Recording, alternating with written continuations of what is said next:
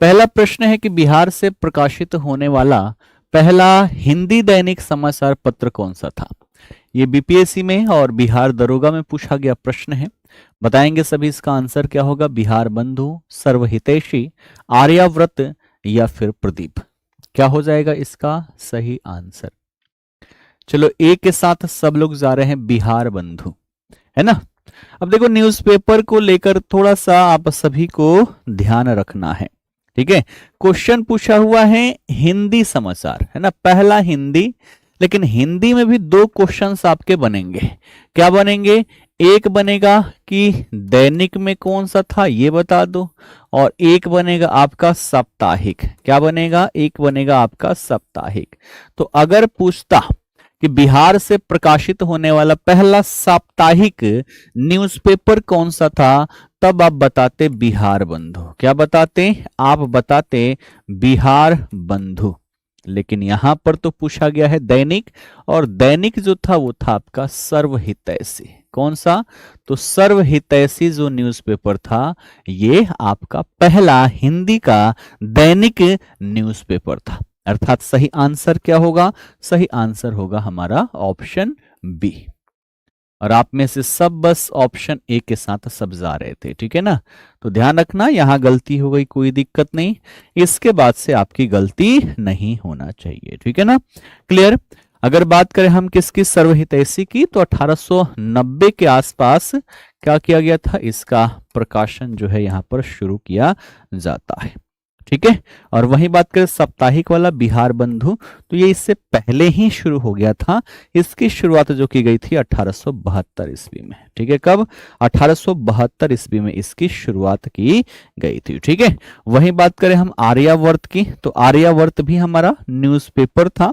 और ध्यान रखना इसकी अगर बात करें हम शुरुआत की, तो इसकी शुरुआत जो की गई थी ये 1941 में की गई थी। किसके द्वारा किया गया था, तो दरभंगा के महाराज के द्वारा, है ना। दरभंगा के महाराज कौन थे, तो इनका नाम था कामेश्वर सिंह। कौन, कामेश्वर सिंह, है ना, कामेश्वर सिंह के द्वारा, ठीक है, इसकी शुरुआत की गई थी। और प्रदीप की बात करें, प्रदीप भी एक हमारा न्यूज़पेपर था। 1947 में इसकी शुरुआत की गई।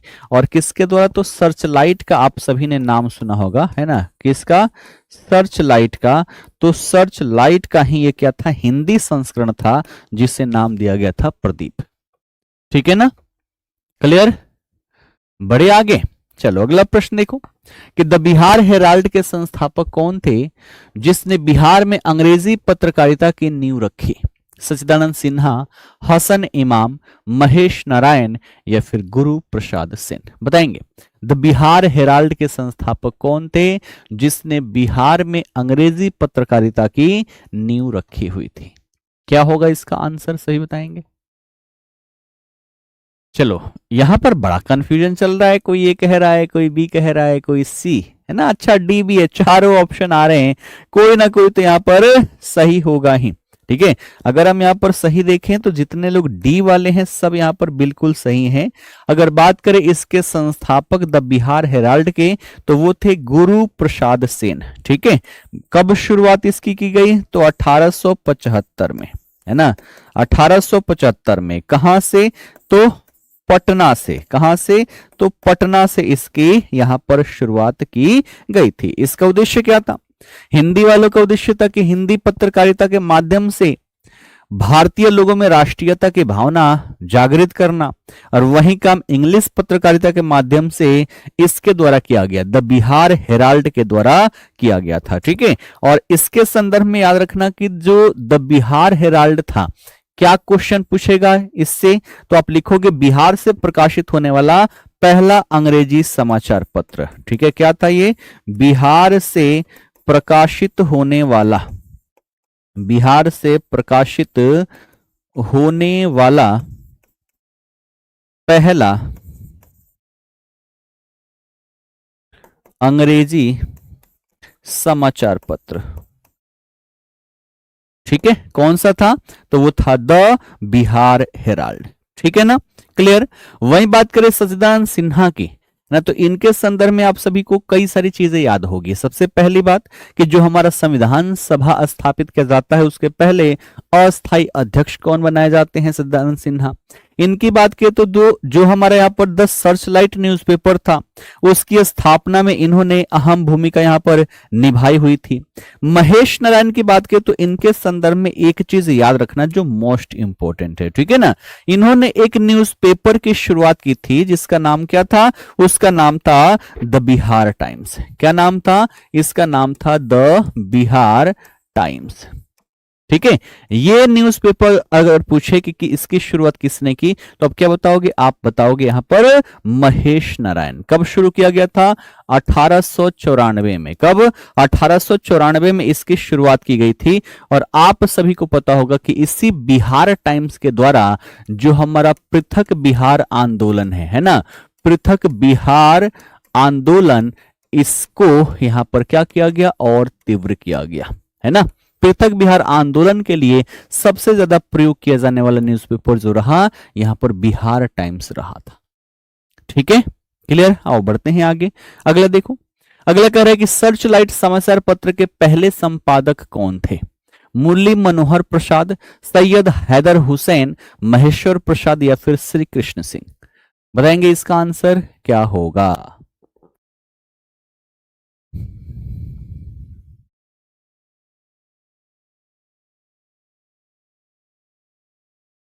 आज तो बड़ी गलतियां हो रही है शुरू शुरू में ही। चलिए यहाँ पर बहुमत जो है वो ऑप्शन ए के साथ है, कुछ लोग यहाँ पर बी वाले हैं, है ना। आई थिंक ए होगा। हाँ देखते हैं क्या होगा। यहाँ पर बात हो रही है सर्चलाइट समाचार पत्र के पहले जो यहाँ पर किसकी बात हो रही है? संपादक की, है ना। यहाँ पर फर्स्ट एडिटर की बात हो रही है और पहले एडिटर जो इसके थे वो थे सैयद हैदर हुसैन। क्या नाम था इनका? इनका नाम था सैयद हैदर हुसैन। तो जितने लोग यहां पर बी वाले थे सभी यहां पर क्या है? बिल्कुल सही है। बाकी ए वाले सुधार कर लेना। मुरली मनोहर प्रसाद। अब यहां पर बात करें, है ना, तो एक आपने न्यूज़पेपर का नाम सुना होगा द बिहारी, है ना। क्या नाम सुना होगा? द बिहारी समाचार पत्र, ठीक है। इसके बारे में कितने लोगों ने सुना है ना। तो द बिहारी समाचार पत्र जो है ये क्या हो गई? आगे चलकर यहां पर बंद हो गई। और बंद होने के बाद राष्ट्रीय आंदोलन को एक नई आवाज देनी थी और इस नई आवाज देने के लिए यहां पर सर्च लाइट न्यूज़पेपर जो है इसकी यहां पर क्या की गई थी? शुरुआत की गई थी, ठीक है। कब? तो अगर बात करें यहां पर तो 1918, ठीक है। कब? 1918 में, ठीक है। कहां से? तो पटना से इसका प्रकाशन किया गया। कहां से? तो पटना से इसका प्रकाशन किया गया था, ठीक है ना। क्लियर है? अगर बात करें ये तो ध्यान रखना सर्चलाइट जो था शुरुआती दौर में अगर हम देखें, है ना, तो ये द्विसाप्ताहिक था। कैसा था? द्विसाप्ताहिक, यानी कि 2 सप्ताह पर एक यहां पर न्यूज़पेपर ये निकलता था। लेकिन 1930 में देखें, 1930 में आकर ये क्या बन गया? ये दैनिक समाचार पत्र बन जाता है, डेली न्यूज़पेपर बन जाता है। तो शुरू में क्या था? द्विसाप्ताहिक था, 2 सप्ताह पे एक बार ये निकलता था, लेकिन 1930 से इसे दैनिक बना दिया जाता है, ठीक है। अब यहां पर बात करें मुरली मनोहर प्रसाद वाला, तो ध्यान रखना सबसे ज्यादा समय तक ये इसके एडिटर रहे। सबसे ज्यादा समय तक इसके क्या रहे? ये एडिटर रहे। इसलिए सबके मन में सबसे पहला आंसर यही आया, मुरली मनोहर प्रसाद। मतलब इसमें देखा जाए तो सबसे ज्यादा अगर समय तक किसी ने एडिट किया, संपादन किया सर्चलाइट का, तो वो मुरली मनोहर प्रसाद थे। ध्यान रखना, ठीक है ना। क्लियर? डॉक्टर सच्चिदानंद सिन्हा वो भी इसके संस्थापक सदस्यों में से एक रहे थे। अगला देखो, कह रहे हैं कि किस किसान नेता, है ना, किसान नेता स्वामी सहजानंद सरस्वती द्वारा हुंकार पत्रिका का प्रकाशन कहां से किया जाता था? पटना से, बिहटा से, मुजफ्फरपुर से या फिर दरभंगा से? बताएंगे इसका सही आंसर क्या होगा।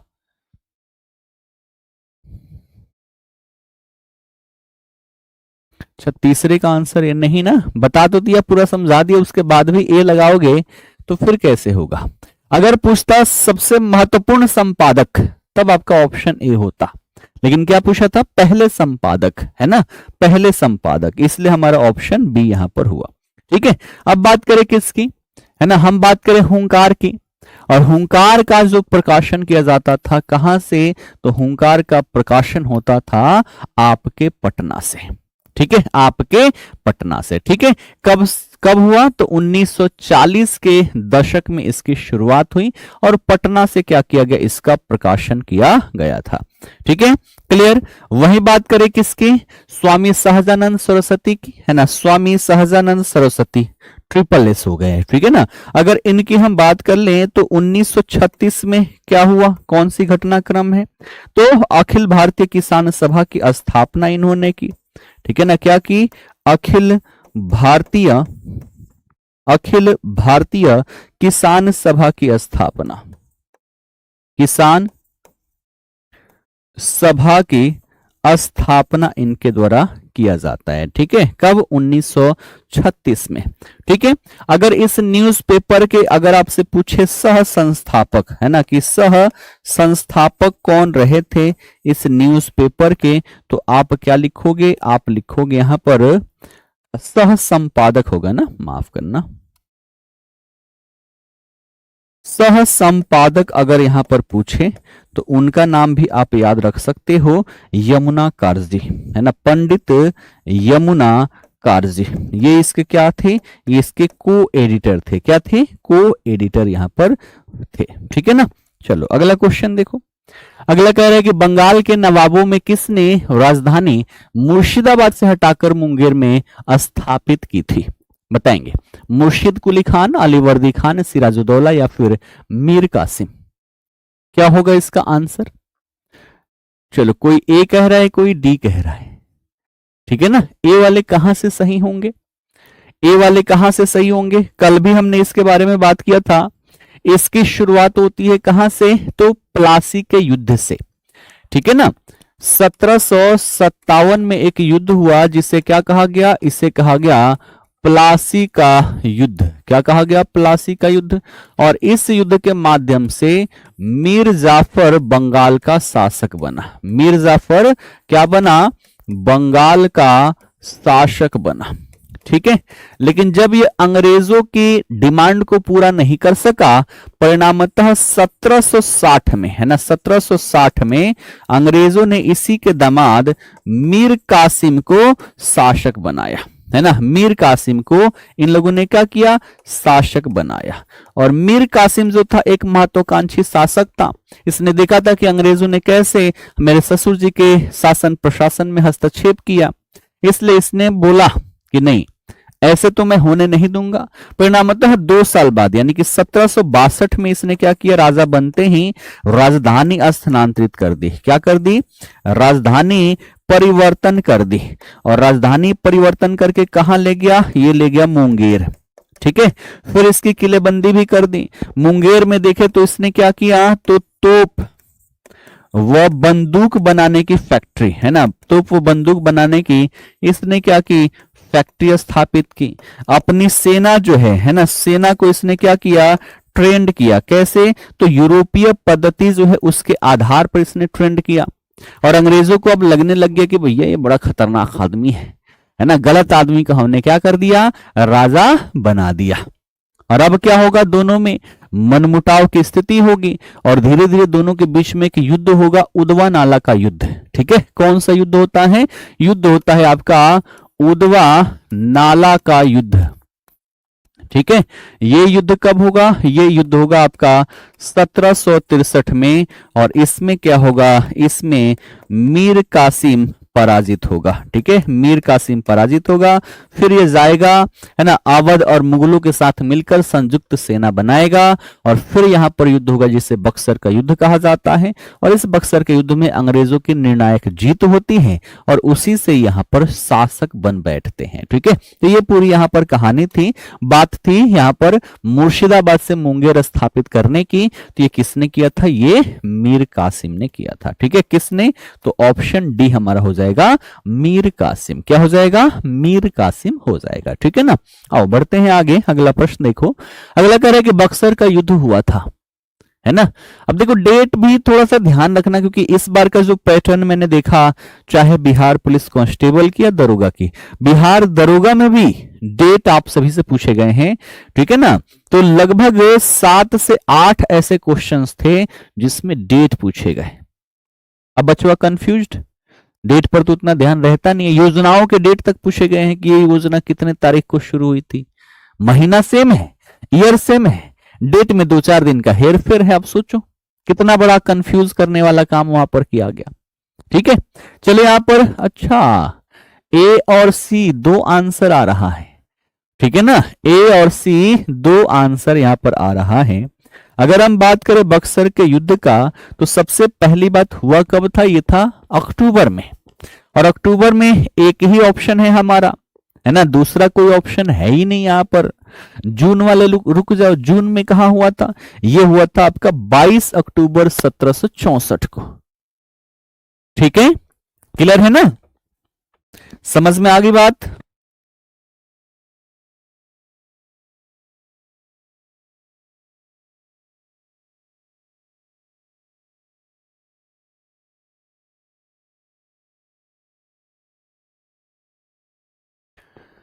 ठीक है ना। अच्छा, अभी भी जून वाले जा रहे हैं, जून में नहीं हुआ था। ठीक है, तो ये कब हुआ था, ये हुआ था आपके 22 अक्टूबर 1764 को।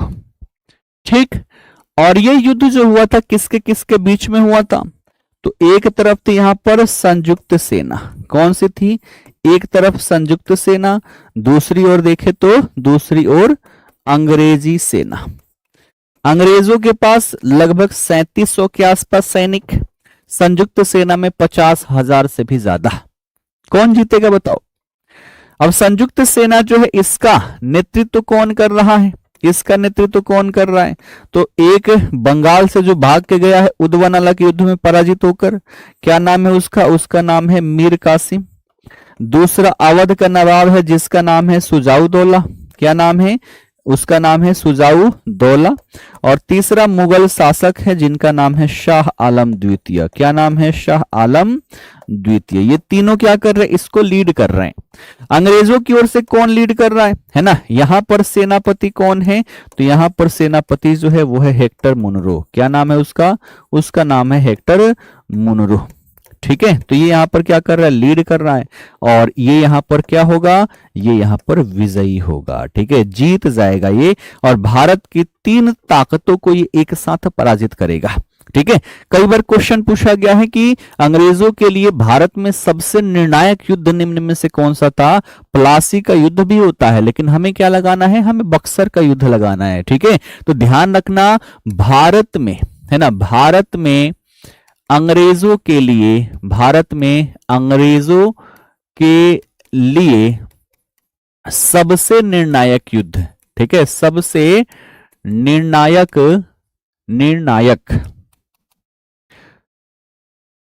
युद्ध अगर पूछे तो आप क्या बताओगे, आप बक्सर का युद्ध बताओगे। प्लासी का युद्ध हो तो षड्यंत्रों से इन्होंने जीता था, लेकिन इस युद्ध के माध्यम से अवध का नवाब और दिल्ली है ना, दिल्ली में दिल्ली के सुल्तान जो है ये भी यहां पर क्या होते हैं, पराजित होते हैं। अब पराजित होने के बाद अब क्या होगा, अब आएगा फिर से यहां पर कौन, क्लाइव। ठीक है, अब कौन आएगा, तो इसके बाद यहां पर आएगा क्लाइव। ठीक है, अब क्या होगा, तो अब यहां पर ध्यान रखना, अब इन तीनों से, तीनों तो पराजित हो चुके हैं, तो अब ये आकर पूछेगा तेरा क्या होगा कालिया, है ना, तो कालिया क्या कहेंगे कि हम तो पराजित हो चुके हैं, अब आपको जो इच्छा वो कीजिए।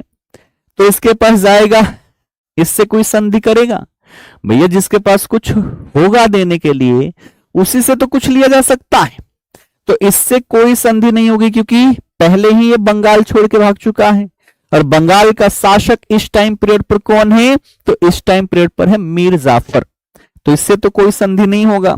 अब सबसे पहले जाएगा इसके पास, पूछेगा तेरा क्या होगा कालिया, बोला कि हम तो हार चुके हैं, जो बोलो वो, तो एक संधि इससे होगा और दूसरा संधि होगा शाह आलम द्वितीय से, और इस संधि को कहा जाता है इलाहाबाद की संधि। क्या कहा जाता है, इसे कहा जाता है इलाहाबाद की संधि। ठीक है, कब हुआ? ये हुआ 1765 में। कब हुआ? 1765 में।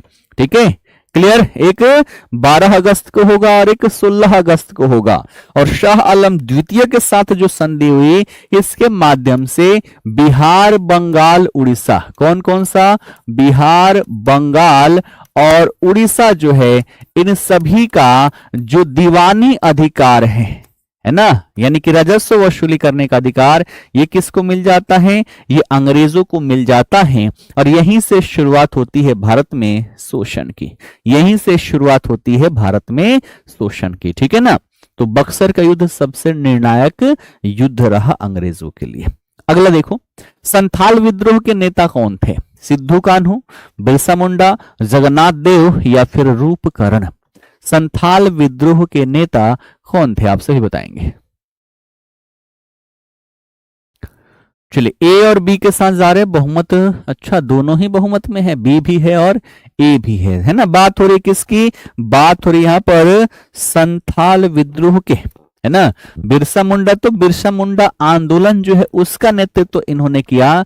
बात हो रही संथाल विद्रोह की, तो ये नेतृत्व जो करेंगे वो सिद्धू कान्हू। अब देखो, ये जो विद्रोह होता है कब होता है? तो ये ऐसा विद्रोह है जो 1857 की क्रांति से जस्ट पहले होगा, यानी कि 1856-57 में होगा। कब?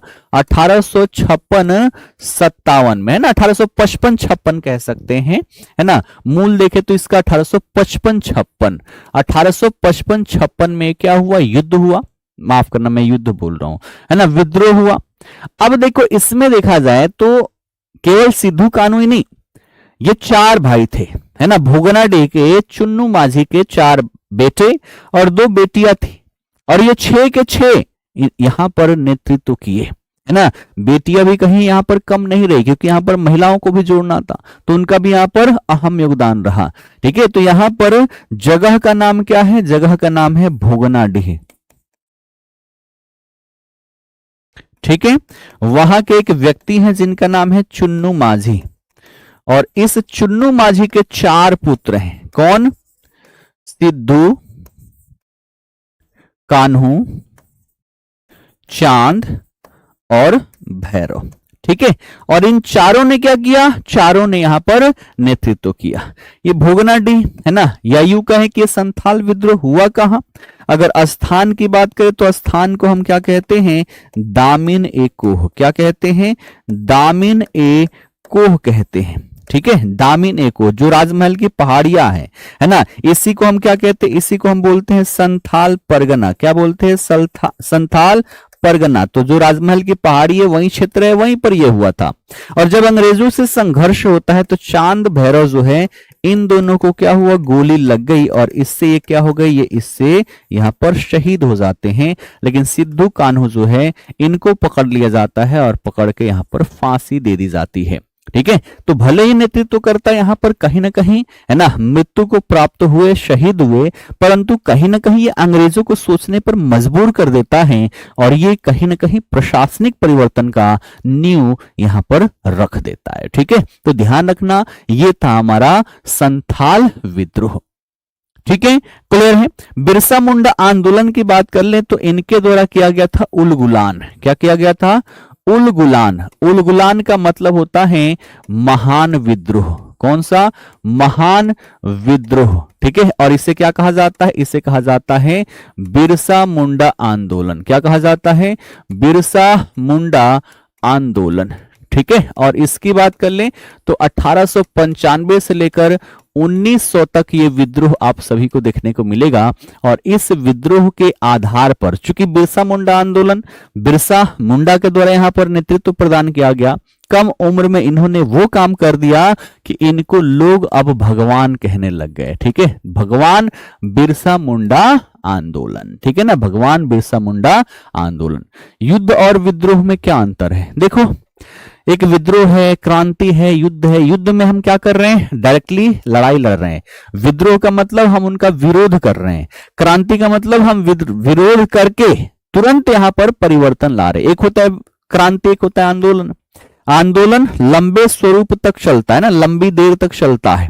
ठीक है, फिर यहाँ पर परिवर्तन होता है। क्रांति क्या होता है, तुरंत ही यहाँ पर कोई ना कोई निष्कर्ष निकलेगा, ठीक है ना। अगर डिफिनेशन देखे तो ये नहीं होगा, डिफिनेशन तो बहुत लंबा है, बट शॉर्ट में मैंने यहाँ पर समझाने का प्रयास किया है।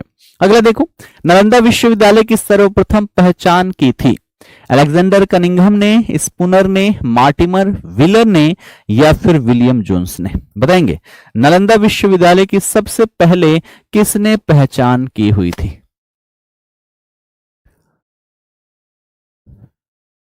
चलिए, बहुमत जो है यहाँ पर बहुमत ए के साथ है अलेक्जेंडर कनिंघम, जो कि आपका बिल्कुल सही आंसर हो जाएगा। ठीक है, अगर बात करें नालंदा विश्वविद्यालय की, तो सबसे पहले इसकी पहचान किसने किया? अलेक्जेंडर कनिंघम के द्वारा इसकी पहचान यहां पर की गई थी। ठीक है, कब की गई थी? तो ध्यान रखना 1861-62 में। ठीक है, कब? 1861-62 में। कैसे किया गया? कैसे किया गया? तो ध्यान रखना, यहां पर आप सभी ने नाम सुना होगा, चीनी यात्री वेनसांग।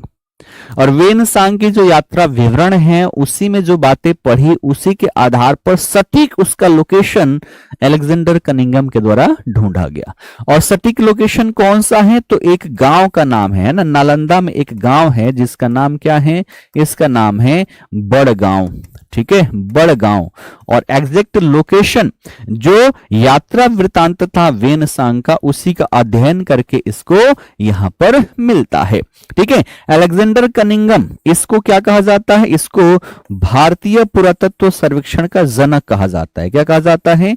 भारतीय पुरातत्व सर्वेक्षण का जनक। ठीक है, भारतीय पुरातत्व सर्वेक्षण का जनक अगर पूछे कि किसे कहा जाता है, तो अलेक्जेंडर कनिंघम को कहा जाता है। ठीक है ना, क्लियर। अब बात करें नालंदा विश्वविद्यालय, इसकी स्थापना किसने की थी? तो इसकी स्थापना जो की गई थी वो कुमार गुप्त प्रथम के द्वारा की गई थी। किसके द्वारा? कुमार गुप्त प्रथम के द्वारा इसकी स्थापना की गई थी। और बात करें इसे नष्ट किसने किया था? तो बख्तियार खिलजी ने। किसने? बख्तियार खिलजी ने इसे क्या किया था? नष्ट किया हुआ था। ठीक है ना, चलो बढ़ते हैं आगे अगले प्रश्न की ओर कि कलिंग युद्ध का वर्णन अशोक के किस शिलालेख में मिलता है? पहला, पांचवा, 10वां या फिर 13वां? क्या होगा इसका सही आंसर? बताएंगे।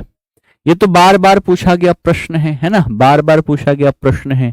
कलिंग युद्ध की बात कर लें तो इसका, अगर हम बात करें इसका वर्णन, तो इसका वर्णन जो है वो 13वां शिलालेख में मिलता है। अशोक के टोटल कितने शिलालेख हैं? 14 शिलालेख हैं, जिसमें से 13वें में कलिंग युद्ध का वर्णन मिलता है। क्या वर्णन मिलता है? कि 261 बीसी में, है ना, कब? 261 बीसी में ये युद्ध हुआ था। और इस युद्ध में जो जनहानि हुई, इससे क्या हुआ? अशोक का हृदय परिवर्तन हो गया। ठीक है, अशोक का हृदय परिवर्तन हो गया। और हृदय परिवर्तन का रिजल्ट क्या हुआ? कि अशोक ने क्या किया? तो अशोक ने बौद्ध धर्म अपना लिया। ठीक है, कौन सा? बौद्ध धर्म इसने अपनाया। ठीक है, और बौद्ध धर्म की दीक्षा किसने दी थी? तो स्वयं गौतम बुद्ध ने आकर यहाँ पर दीक्षा दी हुई थी। ठीक है ना, ये मैं नहीं कह रहा, हमारे अब जो मुख्यमंत्री जी हैं, है ना, हम लोगों के जो मुख्यमंत्री जी हैं, क्या नाम है उनका? सम्राट चौधरी जी। ठीक है ना, और उनके द्वारा जो भाषण दिया गया अभी कुछ दिन पहले, तो उसमें उन्होंने ये बात कही है कि भैया अपना धरातल वो है जहां पर अशोक का हृदय परिवर्तन हुआ। अशोक को स्वयं गौतम बुद्ध आकर उनको क्या किए थे? तो ज्ञान दिए हुए थे। ठीक है ना, लेकिन ध्यान रखना, इन्होंने नहीं, किसने? उपगुप्त ने। ठीक है, आप याद रखोगे यहां पर क्या चीज? उपगुप्त। ठीक है, उपगुप्त ने क्या किया था? बौद्ध धर्म की इनको दीक्षा दिया हुआ था। ठीक है, उसके बाद से यहां पर बात करें अशोक ने क्या किया, तो यहां पर धर्म प्रचार करवाया। ठीक है, धर्म प्रचार। और धर्म प्रचार हेतु इसका पुत्र जो था, जिसका नाम था महेंद्र, है ना, पुत्र महेंद्र।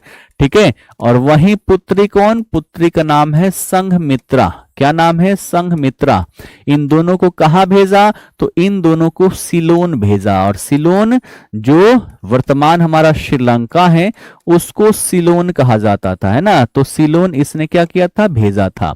ठीक है, जब संघमित्रा वहां पर पहुंचती हैं तो ये क्या करेगी, अपने साथ क्या करेगी, तो बोधि वृक्ष की एक शाखा ले जाएगी। क्या करेगी, बोधि वृक्ष की एक शाखा लेकर वहां पर जाएगी और इसको वहीं पर लगा देगी। ठीक है, शाखा ले जाएगी वहीं पर लगा देगी। और आगे चलकर कौन, तो अलेक्जेंडर कनिंघम जो है, अलेक्जेंडर कनिंघम, ये क्या किया, इसे भारत लाया, है ना, इसकी शाखा भारत लाया और फिर से लगाया हुआ है। जैसे अभी हम देखते हैं ना बोधि वृक्ष, उसको कई बार नष्ट किया गया, नष्ट करने में अशोक की पत्नी का हाथ रहा। ठीक है, उसके बाद से एक, है ना, जो सेन शासक है उसका यहां पर अहम योगदान रहा। ठीक, उसके बाद से प्रकृति ने भी क्या किया, इसको बर्बाद किया।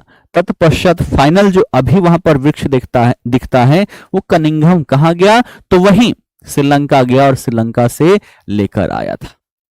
ठीक है ना। सबसे पहले तो उसे अशोक की एक पत्नी थी।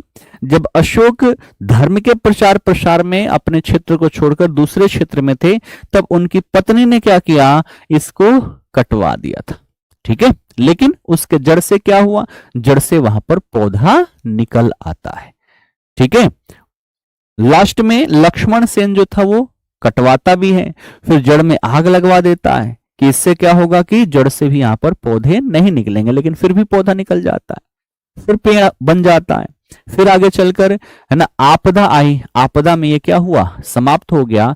तब जाके कनिंघम श्रीलंका से उसकी एक, हाँ, शशांक, है ना, शशांक, माफ करना, शशांक था, मैंने लक्ष्मण सेन बता दिया। शशांक ने क्या किया था, उसको जलाया था, कटवाया था। और फिर जाके कनिंघम जो है, कनिंघम ने क्या किया, तो श्रीलंका से लाया और इसको लेकर आता है। ठीक है, तो कब हुआ, 261 बीसी में। ध्यान रखना, अशोक का हृदय परिवर्तन हुआ इस युद्ध के पश्चात।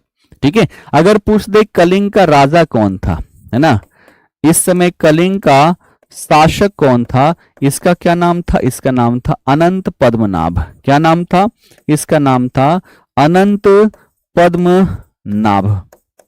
ठीक है, अनंत पद्मनाभ जो है यहां पर शासक था। ठीक है, चलो अगला क्वेश्चन देखो कि कनिष्क ने पाटलिपुत्र के किस बौद्ध विद्वान को अपने दरबार में प्रश्रय दिया था, मथर, वसुमित्र, पार्श्व या फिर अश्वघोष। बताएंगे। कनिष्क ये वही शासक है जिसके शासनकाल में चौथी बौद्ध संगति का आयोजन किया जाता है। ठीक है ना, तो इसका आंसर क्या हो जाएगा, चलो कुछ अनंत वाले भी, अनंत तो इसमें है ही नहीं, चलो बी के साथ जा रहे हैं, है ना, वसुमित्र। ठीक है ना, चलो देखो यहां पर अगर हम बात कर लें, कनिष्क जब शासक बनता है तो कनिष्क एक महान शासक था और इसने क्या किया, साम्राज्य का विस्तार, इसने क्या किया, अपने साम्राज्य का विस्तार किया। और ये विस्तार कहां तक किया गया, ये विस्तार मगध तक किया गया। इसने मगध को जीता और इस पर अपना नियंत्रण स्थापित किया। इसी मगध की राजधानी थी क्या चीज, पाटलिपुत्र। ठीक है, इसकी राजधानी क्या थी, इसकी राजधानी थी पाटलिपुत्र। और इस पाटलिपुत्र में एक बौद्ध विद्वान रहा करते थे जिनका नाम क्या था, इनका नाम था अश्वघोष, है ना, अश्वघोष, है ना। नाम अश्वघोष क्यों पड़ा, क्योंकि जब ये यहां पर बोलते थे, लेक्चर देते थे, तो इनके लेक्चर में वो अट्रैक्शन था कि कोई भी एकदम शांत हो जाता था। और शांत केवल मानव ही नहीं, जानवर भी एकदम कितना भी चिल्ला रहा हो, है ना, अशांत हो, जब यहां पर अपनी व्याख्यान देते थे तो जानवर भी शांत हो जाते थे। और घोड़े जो थे, है ना, वहां पर घोड़े थे, 5 घोड़े जहां पर व्याख्यान दे रहे थे, तो वो घोड़े भी क्या हो गए, वहां पर शांत हो गए, है ना। क्यों शांत हो गए, अश्व जो है वो शांत हो गए, किसका, तो इनका घोष सुन के, इसलिए इनका नाम हुआ अश्वघोष। ठीक है, और ये अश्वघोष जब पाटलिपुत्र पर नियंत्रण इसका हो गया तो इसने अश्वघोष से कहा कि आप यहां क्या करोगे भैया, चलो हमारे राजधानी चलो, है ना। तो इनको लेकर कहां पहुंच गए, ये कनिष्कपुर पहुंच जाता है, ठीक है, जो कि इसकी राजधानी थी। और यहां पर आंसर देखे तो क्या हो जाएगा, आंसर हमारा हो जाएगा यहां पर अश्वघोष, ठीक है। कनिष्क के शासन काल में ही क्या किया गया, चौथी बौद्ध संगति का आयोजन किया गया। क्या किया गया, चौथी बौद्ध संगति का आयोजन, है ना, चौथी बौद्ध संगति का यहां पर आयोजन किया जाता है। ये कब होता है, ये होगा आपका प्रथम सदी ईस्वी में। कब होगा, प्रथम सदी ईस्वी में होगा। कहां पर होगा, ये होगा कुंडल वन में, है ना, कुंडल वन कश्मीर में होगा, है ना, कुंडल वन कश्मीर में होगा। और इसके अध्यक्ष कौन बनाए जाते हैं, इसके अध्यक्ष बनाए जाएंगे वसुमित्र, और अश्वघोष जो हैं इसके उपाध्यक्ष बनाए जाते हैं, ठीक है। तो इतनी कहानियां याद रखना, आपके आंसर गलत नहीं होंगे, ठीक है ना। अगला क्वेश्चन देखो, अगला क्या कह रहे हैं कि प्रयाग प्रशस्ति के रचयिता कौन था, विष्णुसेन, हरिसेन, चंद्रसेन या फिर उपयुक्त में से कोई नहीं। ये बिहार दरोगा में पूछा गया प्रश्न है। प्रयाग प्रशस्ति के रचयिता कौन है, बताएंगे सभी। प्रयाग प्रशस्ति के रचयिता कौन है, चलो बी के साथ जा रहे हैं सब, है ना, कुछ डी वाले भी हैं, आओ देखते हैं। अगर बात करें प्रयाग प्रशस्ति, सबसे पहले तो हम बात करें कि ये प्रयाग प्रशस्ति है क्या, ठीक है। तो इस प्रयाग प्रशस्ति में वर्णन मिलता है किसका, तो जो समुद्रगुप्त है ना, समुद्रगुप्त, समुद्रगुप्त जो है, समुद्रगुप्त के विजय अभियान का, है ना, जो इसका विजय अभियान था, इस विजय अभियान का इसमें वर्णन मिलता है। और इसी समुद्रगुप्त का जो दरबारी कवि था, दरबारी कवि था, उसका नाम था हरिसेन। क्या नाम था, इसका नाम था हरिसेन। और इसी हरिसेन ने क्या लिखा, प्रयाग प्रशस्ति, है ना, प्रयाग प्रशस्ति लेख इसके द्वारा लिखा जाता है, ठीक है। तो इसका सही आंसर क्या हो जाएगा, ऑप्शन बी हो जाएगा, हरिसेन हो जाएगा, ठीक है। समुद्रगुप्त के जो विजय अभियान रहे, इसी कारण से इसे भारत का नेपोलियन कहा जाता है। क्या कहा जाता है, इसी कारण से इसे भारत का नेपोलियन कहा जाता है, ठीक है। किसे, समुद्रगुप्त को भारत का नेपोलियन कहा जाता है, ठीक है। ये बातें यहां पर समझ में आ गई। चलो बढ़ते हैं आगे, अगला प्रश्न। अगला कह रहे कि बिहार का जिला जिसकी सीमा उत्तर प्रदेश और नेपाल दोनों को स्पर्श करती है, कौन सा है, बक्सर, कैमूर, रोहतास या फिर पश्चिम चंपारण, बताएंगे।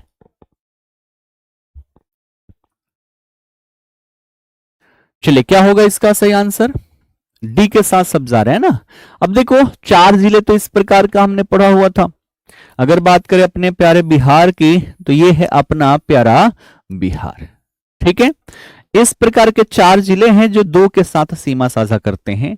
यहां पर हमने पढ़ा था कौन सा, यहां पर है आपका किशनगंज, ठीक है। और किशनगंज जो है इधर नेपाल के साथ और इधर वेस्ट बंगाल के साथ सीमा साझा करता है। फिर हमने यहां पर पढ़ा था कौन सा, यहां पर हमने पढ़ा था पश्चिम चंपारण, कौन सा, पश्चिम चंपारण। और पश्चिम चंपारण की बात कर ले तो उत्तर में नेपाल के साथ और पश्चिम में देखें तो उत्तर प्रदेश के साथ सीमा साझा करेगा। फिर यहां पर एक जिला है जिसे हमने रोहतास के नाम से जाना, और रोहतास जो है इधर पश्चिम में उत्तर प्रदेश और दक्षिण में झारखंड के साथ सीमा साझा करेगा। फिर यहां पर है कटिहार, कौन सा है, कटिहार। और कटिहार की बात कर ले तो पूरब में वेस्ट बंगाल के साथ और दक्षिण में झारखंड के साथ सीमा साझा करता है। तो ये 4 जिले हमने कई बार पढ़ा है और इसी में से एक से प्रश्न पूछा गया है, किसके किसके, तो उत्तर प्रदेश और नेपाल के साथ सीमा साझा करने वाला, अर्थात उत्तर प्रदेश, है ना, उत्तर प्रदेश और नेपाल, अर्थात हो जाएगा हमारा कौन सा, पश्चिम चंपारण। और आप सभी के डी ऑप्शन थे जो कि आपका बिल्कुल सही आंसर हो जाता है, ठीक है। अब बात करें नेपाल, है ना, तो नेपाल के साथ टोटल 7 जिले जो हैं, 7 जिले क्या करते हैं, सीमा बनाते हैं, है ना, 7 जिले क्या करते हैं, सीमा बनाते हैं। और ये 7 जिले कौन कौन से हैं, तो याद है पप्पू सिम सूप में रिया के लिए किन, यानी कि आपका पश्चिम चंपारण, ठीक है। फिर देखें तो पूर्वी चंपारण, है ना, पप्पू हो गया, पप्पू अब हो गया सीम, यानी कि सीतामढ़ी, है ना, सीतामढ़ी, और फिर हो जाएगा आपका कौन सा, मधुबनी, है ना, पप्पू सीम। सूप में यानी कि क्या हो जाएगा आपका, सुपौल। रिया के लिए यानी कि अररिया, रिया के लिए कीन यानी कि आपका किशनगंज। तो ये 7 जिले जो हैं वो नेपाल के साथ क्या करते हैं, सीमा साझा करते हैं। इसके साथ 8 जिले, है ना, झारखंड के साथ 8 जिले, वेस्ट बंगाल के साथ 3 जिले। तो ये इसका ट्रिक क्या था, रोक भोक सीसा घो। इसका क्या था, रो और गा नजा बाबू भाग के, कहा, कटिहार। और इसका क्या था, के पी के आइल बा। ठीक है ना। चलो अगला क्वेश्चन, अगला है कि महात्मा गांधी का पहली बार बिहार में आगमन हुआ कब, 1921 में, 1909 में, 1915 में, या फिर 1917 में। बताएंगे इसका आंसर क्या होगा। गांधी जी पहली बार बिहार कब आए हुए थे, ठीक है, 1917। हाँ ये बिल्कुल बढ़िया है। कई बार पूछा गया अफ्रीका से कब आए, 1915 में।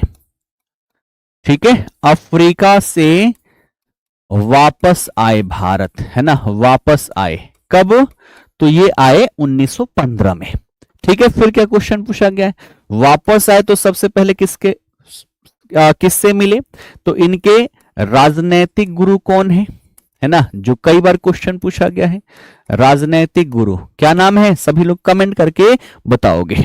बाकी बात करें बिहार में, तो बिहार में 1917 में ये पहली बार आते हैं। पहले उसका आंसर बताओ, इनके राजनैतिक गुरु का नाम क्या था। बहुत बढ़िया, सबसे पहले यहां पर उपेंद्र का आंसर आया है, गोपाल कृष्ण गोखले। क्या नाम है इनका, इनका नाम है गोपाल कृष्ण गोखले।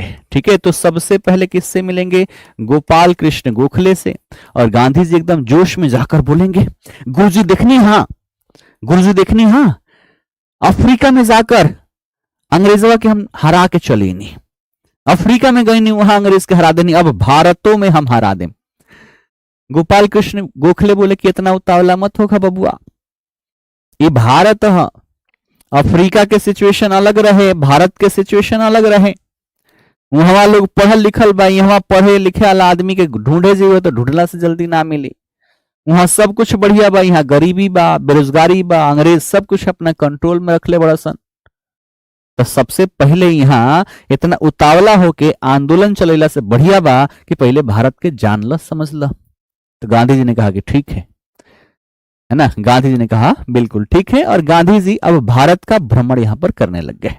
ठीक है, इसी भ्रमण के दौरान इन्होंने देखा था, है ना, ट्रेन रुकी थी एक पुल के पास जहां पर एक महिला नहा रही थी, आधा कपड़ा धुल के उसको सुखा रही थी, आधा पहने हुई थी कि सूख जाए कि वो आधा लपेट के दूसरे यहां पर धुले। फिर गांधी जी को लगा कि जिस भारत के लिए मैं लड़ना चाह रहा हूं वहां कोट पैंट पहन के नहीं लड़ा जा सकता, यहाँ पर लोगों के पास 2 कपड़े नहीं है कि वो पहन पाए, तो मैं ये कोट पैंट क्यों ही पहनूं।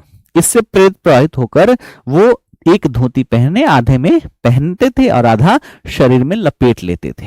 ठीक है, ये बातें समझ में आ गई। अब इसी के दौरान ये पहुंचे हुए थे कहा, 1916 में। 1916 में क्या चल रहा है, वो चल रहा है आपका लखनऊ अधिवेशन।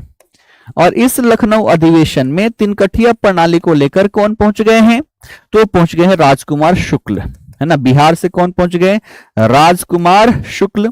और ये गांधी जी के पास पहुंच गए, बोले कि आपको बिहार चलना है। गांधी जी बोले नहीं नहीं अभी हम नहीं जाएंगे। गुरु जी बोले भैया भारत का पहले भ्रमण करो, देखो समझो इसको।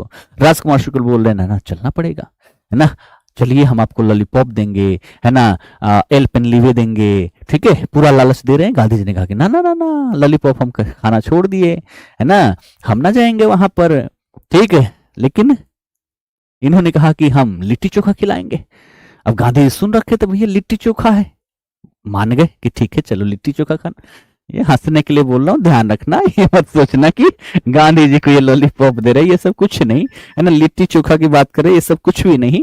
वो बार बार रिक्वेस्ट कर रहे हैं, ये सब आपको याद रहे इसलिए चीजें मैं बता रहा हूँ, है ना। वो बार बार रिक्वेस्ट कर रहे हैं, है ना, विनती कर रहे हैं कि आप ही हैं जो यहाँ के किसानों को बचा सकते हो, इस शोषण से बचा सकते हो। और अंततः आखिरकार मान ही गए। कम से कम 100 बार तो इन्होंने मना किया था, है ना। 100 बार इन्होंने मना किया था, लेकिन अंततः यहाँ पर मान गए, और मानने के पश्चात सबसे पहले 1917 में 10 अप्रैल को ये पटना पहुंचे, है ना। 10 अप्रैल को कहां पहुंच गए, ये पटना पहुंचे, और यही इनकी पहली बिहार में आगमन था।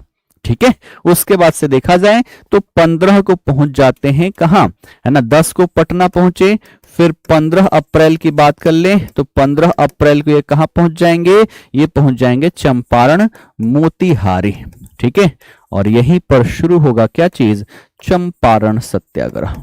ठीक है, क्या शुरू होगा, चंपारण सत्याग्रह शुरू होगा, और इसमें गांधी जी विजयी रहते हैं। ठीक है, इसमें गांधी जी विजयी रहते हैं। ठीक है ना, चलो क्लियर है। तो आज इतना ही प्रश्न रहने देते हैं। अगला क्वेश्चन ये आपका होमवर्क रहेगा, और अगली सेशन हम यहीं से शुरू करेंगे।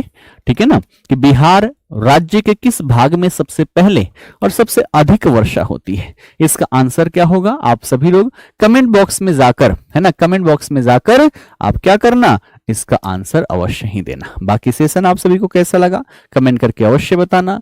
कोई डाउट रहा हो तो भी कमेंट करके अपने डाउट अवश्य ही क्लियर करवा लेना। फिलहाल के लिए आप सभी का बहुत बहुत धन्यवाद।